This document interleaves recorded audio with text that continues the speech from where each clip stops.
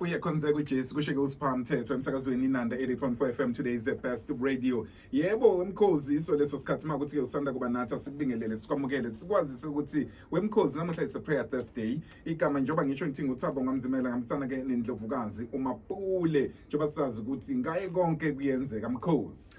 Yes, Thursday usuku olukhulu lo mama usuku lwembokode. La sengithi mina angisafuna isishimbo kodwa kuphela ngifuna singenise wonke umuntu kwababa ngoba wonke umuntu sithi umzali. Sifuna labo bonke ophezabo zimanzi abazofundisa amadodakazi abo ukulila. Sihlala nawe nje kusukela ngo9 kuya ku12 njalo kwizivubela isizwe lezodaba ngoba siyazivubela lesi sizwe siyafuna ukubona ushintsho lwenzeka. Nawe ke uzungadeduki kanti ke mangabe ufisa ukusibona hayi sinayi social media bakithi singenile futhi hayi siphakathi sinawo zonke inhlaka ayiki akukho la sikangeni khona wena nje hlala kanye nathi sihlale nawe njalo kungolwesini nangezinye insuku ke Monday to Friday 9 to 12 sizobela kumnandi kakhulu ke phela si top si dominative uhlelo lihamba phambili uhlelo lihamba phambili nominative lapho mali bathi and then we trust ukuthi umkhozi uzovela nje acaca angithi ibonda futhi mkhozi awenze njalo sibambeni sonke lento. All right mhlambe namhlanje ake ngibingelele kuwena zakwethu ngiphinde ngibingelele kumtimande esangala entanjeni ke ngichaze ke mososho njalo ukuthi seyintanjeni bohlelo sivubele sizwe. Yes nansi indaba la uma sikhuluma ngalolu suku lwangolesine ngiye ngithi Thabo ngiyafisa ukuthi engathi abantu bangagcina kodwa futhi ngoba sikwenza consistently kuzothi bayithathe ngofufunyane into esikhuluma la. Ngifuna abadisene, ngifuna kungene einhlizweni zabo nasengqondweni zabo ukuthi kahle kahle sithini la bayiphile lento. This needs to be a lifestyle. Angabe ukuthi hayi ngilalela nje Indlovukazi and then that's it, but engikufisayo ukuthi usuyilalelile wena uhlala ekhaya bese wenze njani ngalento kade ngikhuluma ngayo lolu suku la namhlanje. Ngifuna futhi kuvuleke nengqondo yakho ebese ena uyambheka umdali enguye. Masikhuluma sithi ngaye konke kuyenzeka. Ngifuna ukusho lokuthi ungaye engikhuluma ngawo ngaye kulomsakazo umoya weqiniso, umoya wothando, umoya wokuthula, umoya woxolo. Yena ngaye lowo engithi mina konke kuyenzeka ngoba uma unalo moya wothando kuthiwa la khona indlela la khona uthando khona indlela. Umoya woxolo umubuswa uwo ayikho wena into ezokwenza ukuthi ngelilanga uyithole Thabo usu angry ngalendlela yokuthi awusalawuleki because unani unomoya woxolo. Understand ukuthi izinto ezinye ziyadlula azihlali kodwa ungahlali kwazo ukudetermine imina ukuthi ngizibheka kanjani ngizilungisa kanjani lezo zinto bese kuzoba umoya wokuthula. Umoya wokuthula ngoba izinto eziningi ezizeyivukuzeke zivukuzwa ukuthi asinako ukuthula. Nkosiyami la kufanele ngabe siyathula khona sikhuluma ukudlula. La kufanele ngabe sibheka uNkulunkulu edalile thina sikhuluma ukudlula. La khona thina ayikho peace. Now siyamdinga umoya wokuthula ungene kithi. Bese ngizogcina ngomoya weqiniso. Thabo singakhuluma sithini si-debate ngokudebatewa ngako siphikisane ngekuphikiswana ngako siveza ukwazi kwethu konke kodwa iqiniso limile. Lonke limile lithi noma ngabe bekungaba khona incwadi emhlabeni mase ngikhuluma ngeBhayibheli noma bekungaba khona incwadi Living the Shadows Behind ebhalwe Indlovukazi esicaphuna ke noma sicaphuna kuphi kodwa kusalayo ukuthi sonke sadalelwa ipurpose ethile iqiniso limile. Now uma sengifika mina sengizoba umbhali weBhayibheli sengizobhala incwadi noma ngabe ngibhala yipi incwadi eBhayibhelini noma ngabe ngibhala yipi ke incwadi nje engelona iBhayibheli khona isithi into kusho ukuthi lento fanele ngiqonde the power and the authority enginikezwe yona yiyo lese ngiyisebenzisa la ukuze ngikwazi ukuthi ngiphile impilo ebese ngitshela nabanye ngaloku mina engikuzwayo. Kusiyami lana siku spiritual growth ngoba ngifuna ukuthi understand uthi uqamba uyolivula iBhayibheli but une understanding yokuthi lababhala babhala lana noma ngabe babhala ehlobo luni lokubhala kodwa they were driven by umoya othize ukuze bakwazi ukubhala lokho abakubhale lana. Nami mangizwa njengamanje ukuthi cha impela engazi ukuthi kwi-country kuswelakale imfundiso kwaswelakala ukuthi siqale phansi ngoba abanye bethu abakhuliswanga abantu abawu2 ababazalile. So kusho ukuthi khona indawo eshodayo. Uma ngabe ngithi khona indawo eshodayo angisho ngalendlela ukuthi kushoda i-father figure Thabo, but ngisho ukuthi kulo ozalile okhipha iseed wayifaka kulo obamba iseed. Now lo bamba iseed kunezinto zakubo Thabo, kunomlando wakubo, kunamagama abantu bakuba izibongo noma abantu bakuba sebalala engingasakwazi mina ukuthi ngazi ngabo ukuze ngazi ukuthi njengoba ngikhona lo muntu engifike ngaye emhlabeni babeqhubha kanjani before ngifike mina. Now mengasekho lo ngalawo bebambile noma ekhona wangibamba u9 months kodwa mengakhuluma ukuphila kimi eneenga enezinto eziningi angayifuneli lo wafaka iseed, then we have a problem because angizukukhula mina ngendlela umdali ahlosa ukuthi ngikhule ngayo ngoba into ezokwenza yebo ngibekelwe la Thabo ukuzogada umhlaba kodwa bamba lento akasekho lo engifike ngaye ngeseed, akasekho lo ongibambe u9 months. Now kusho ukuthi mina mase orukhona ke ngithi ukhona wangikhipha after 9 months ngakhona uya understand ukuthi ipurpose yami ayisezokwazeka ngoba sengiphila ngepurpose yomunye umuntu, sengiphila ngama-fears omunye umuntu lo ongilethe kulomhlaba. Angisakwazi ukwenza lento uNkulunkulu anginikeze yona ngoba ithi iqiniso limile lithi sinikezwe ipower sonke. Akekho umuntu ozala azele ukuzobhuquza emgaqweni abizwe ngephara. Akekho umuntu ozela emhlabeni ukuzobhonywa omunye umuntu. Akekho omunye umuntu ozela emhlabeni ukuzothukwa omunye umuntu. Kodwa umuntu nomuntu okhona emhlabeni ozaliwe kunesizathu sokuthi akabe khona kulomhlaba. Now isiseleke yabaleka lento le yokuthi kahle thina asifocus ekuthenini uma ngibuka uThabo esakaza ngithi wow weNkulunkulu uyadala. Wemdali wezulu nomhlaba, wembumbi uyabumba. Kodwa sekusele ukuthi uThabo fanele mangabe ngena la ngithi uThabo ngingasakaza kangcono kunaye mina ena unhlanhla ngingayenza kangcono into ayenzayo. Kumayelana nani? Then it means wena khona la kushode khona wena ukhuliswe nje ngenzondo. Wena ukwazi ukuthi ucabanga omunye umuntu umcabanga ukuthi yena wrong manje ngobe nje lo muntu wena ungcono wena ukhuliswe ngeenga. Now sekuswelakela abantu abazokwazi ukudila neenga yalo muntu bambuyisele kubeni umuntu ngoba umuntu udaliwe wawumuntu ophilayo kodwa ngenxa yemimoya evunguzayo emhlabeni then waphuma ubuntu kwangena lemimoya yabusa efuna ukuzofeza inhloso zayo ezimbi. Now webantu webazalwane nikuphi? Ke sivukeni sikhuluma indaba ye-spirituality, ke sikhuluma indaba kamoya, ke sivumelane sonke sibuyisane ukuthi uma ngempela ngoba akekho umuntu manje Thabo ngineshoyo lento engiyishoyo yebo kuye kuthi ungabi neshoyo yento kodwa le ngiyishoyo akekho umuntu ongangiphikisa namhlanje athi mangikhuluma ngongaye ngithi mina ngikhuluma ngomoya omumbi mangikhuluma ngomoya woxolo. Kumbi ngani ukuxola mfethu? Kumbi ngani ukudlula entweni? Ngoba eningi ngingakuchaza ukuthi mawuhlela ubamba igqubu izinto zakhe ayihambi ngendlela. Akekho umuntu ongangitshela ukuthi umoya weqiniso mumbi. Kumbi ngani ukukhuluma iqiniso? Kungani bazalwane silibalekela iqiniso? Kumbi ngani? Kumbi ngani ukuba nomoya wokuthula? Kumbi ngani ukuba nomoya wothando? Ngoba la khona uthanda indlela ikhona ngoba uzoyenza lento ngokuthanda nangokuvunyelwa ulo moya oqhuba. Kumbi ngani ukuholwa yilo moya? Le moya engiyishoye u4 ngaphandle muneyinhloso ezimbi, ngaphandle muneyinhloso ezimbi noma uvumela omubi ngoba vele wena indaba isemuva ke manje ngifuna ukuthi laba abazizalile sizobuya ngale ngifuna ukuyikhuluma letho isale ngakhuliswa hlobo luni. How can we reparent ourselves? Yes yabona nje Indlovukazi. Now mangikhuliswa uma angehlisa umoya ukuthi ngifuna ukuthi ungidabukele emkhosi wami. Kodwa into engiyicabangayo ile yokuthi baningi manje abantu abathi impilo zabo yimile ngoba bashiwa obaba. Ngiyakuzwa mina. Impilo zabo ayisaqhubeki ngoba ubaba bamazi nani. My father was absent.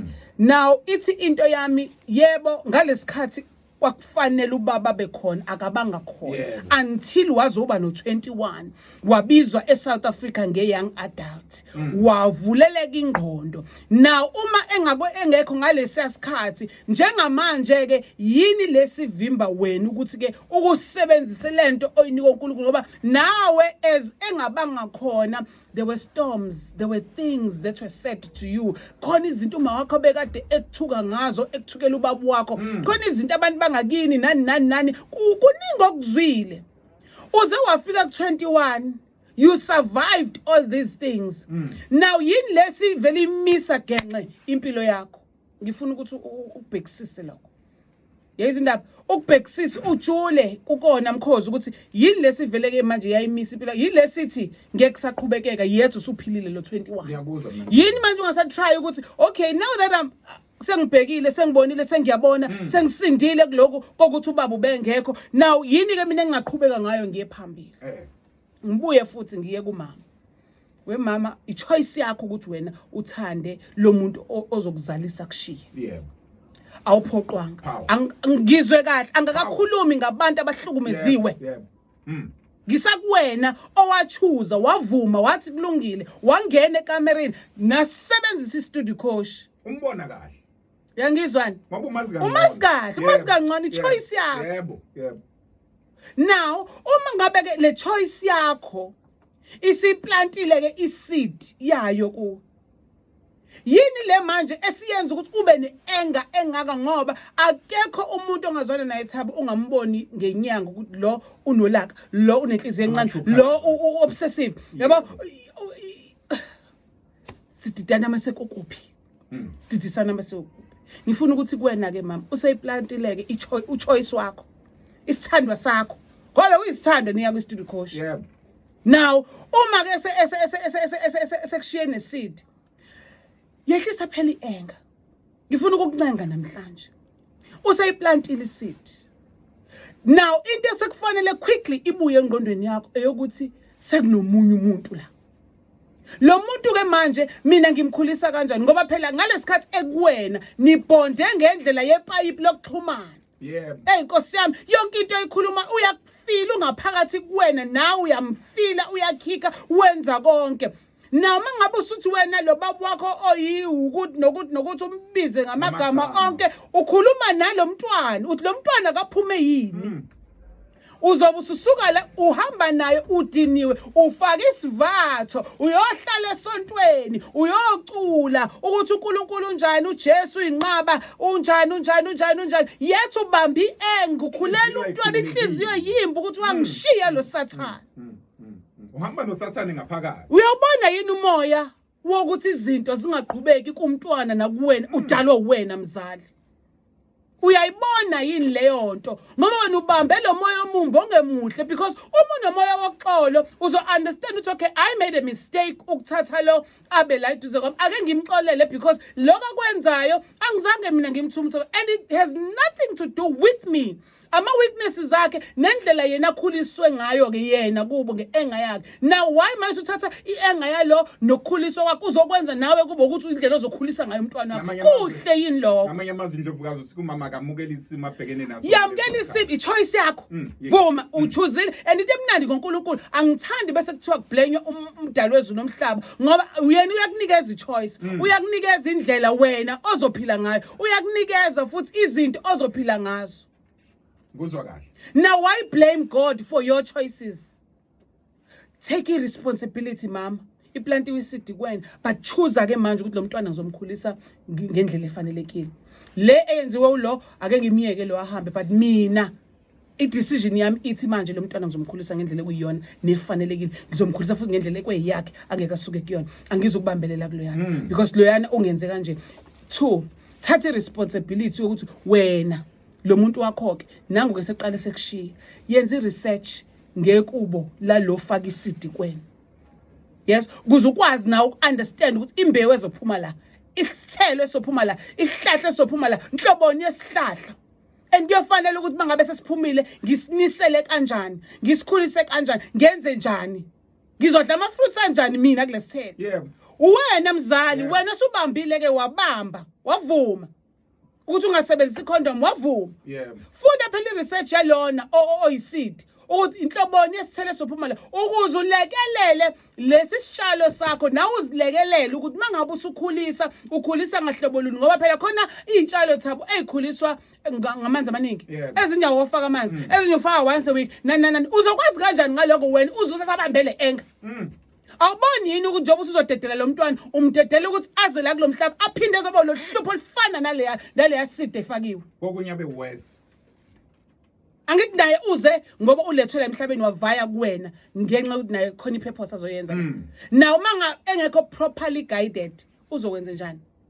Enganikezwanga ama basics ukuthi wena isidi eyakabani kwakwenziwani lana kwakwenziwani ngoba imndeni nemndeni nithabo ngesiphike ukuthi ineyivumelane nemimoya ethize. Abanye emihle abanye emimbi and iyabasebenzela kodwa akukona kwami ukuthi ngigxeke ukuthi wena Thabo ngoba waba neyivumelana nemimoya emimbi therefore mina kwami ukuthi mina engikufunayo empilweni yami yiloko ukuthi ngilawulwe umoya wokuthula woxolo wothando weqiniso. So mangabe umunye ufuna ukulawulwa imimoya ethize eminye yakhe akona kwami kodwa kwami ukuthi ngihlale njalo ngithola icover kulomoya wothando ngithola icover kulomoya woxolo ngoba the more mina nginomoya woxolo wothando uvunguza kimi njengoba uJesu ayesho ukuthi mina nobaba sikanje uma ungavuma ke ngongaye abe kanje nakwena yonke into ezokapakela ngaphandle ke bekapa koxolo kwena kapa ukuthula kwena kapa iqiniso kapa yonke into and lento believe me energy channels uma mina ngihleka Thabo la or ngifika ngihlini la endlini yini ozoyenza wena angithi ngena nele energy mina yokuhlina now uzongazong approach uthini now uzothula phela sengishintsha atmosphere endlini so uma singabamba le the energy channels iyahamba lento manje yiphi le energy thina sifuna ukuyichannel for ukuchannel energy yokuthanda ukukhuluma asinako ukuthola kuyoze kube nini kwenze njani let us go back bazali let us go back bomama ama mistakes siwenzile ngama choices yabo mina uma mina ngimzondela ukuthi waba ne choice njalo kwakuyi choice yakhe naye nalo wa decide ukuthi angangikhulisi kwakuyi choice yakhe kodwa uma decided ukuthi mina umntwana wami ngifuna abe ne foundation kaNkulunkulu forecast we see nakuba niyangibona manje exactly sikona asikhulise phela isithombo keep ienga ukuze kudle ama fruit okuyiwona wona noma isitshalo sikhiphe lokho exactly kusenesikhathi exactly zinika isikhathi now understand funa research ngalo muntu wakho lobe ichoice yakho because manje akusizi ukuthi uzolokho wafihla ukuthi wena ingane yakhe izalwa kamtshali hayibo wemama ukuzokusiza ngani lokho ngoba uwandisa lezi ingane eziyohlala emgaqweni ngoba zi-rebellious azina foundation azinalutho vele zona zazi ukuthi ayifunwa zona vele zazi ukuthi nje zidinele zihambe zohlala emgaqweni ziphuza utshwala bese thina siphinde siyibiza ngamaphara bese wena mzali nawe ayikho into engayenza ngaloyana isiphi isibusiso kwena mzali yini ezophumelela kwena mzali ngoba uzoqala ugule manje ube nezifo ube no high ube nani into ebingeke ibe khona ukuba wena wavuma ukuthi waba ne choice lo waba nayo and it doesn't have to affect umntwana osumtholile njengamanje kubi la eminyango khulisa umntwana ngendlela ekuba ngeyakhe angasuki kuyona nawe mzali accept ama choices zakho ukuthi abanjani ayikho into wrong ukuthi usukwenzile Thabo sesihambile sadunguzela sakhuluma sashumayela sagxibhana ngeBhayibheli sashayana ngamazwi sabona singcono nabanye kodwa manje ayikho into wrong ukubuyela nje kuwena ubuyele kuNkulunkulu ubuyele kumdalwezu angazi ukuthi umbiza kanjani wena mina ngimbiza ngomdalwezu nomhlaba ngimbiza ngombumbi engineshock ukuthi ngeke angibumbe ngibe kanje phinde afuna ukungibulala afuna ukungiphihlisa angangifuni akwazi ethatha isikhathi sakhe wangibumba now ithinto akukho wrong iki ukubuyela ngoba thina siyiphihlizayo uthi umbumbe sebumbile sabahle kanje sayinkambe ezinhle zokudlela sayizitshe ezinhle zokudlela bese siphinda thina futhi siziphihliza phansi thina akukho okurong ukuthi ngibuyele kulowo mbumbi bese ngiyamtshela ukuthi yazini angenzanga kahle kodwa ngicela ukulawulwa wena moya wokuthula ngicela ukulawulwa wena moya woxolo ngicela ukulawulwa wena moya wothando ngicela ukulawulwa uwe moya weqiniso ngoba iyona into esiyidingayo manje khona into ekade ngiyitshela abanye abantwana izolo ntambama ngathi mina yazi kule hate crime ezibulawa ingane zabantu ukuthi zihomosexual Thabo yangiphula inhliziyo lento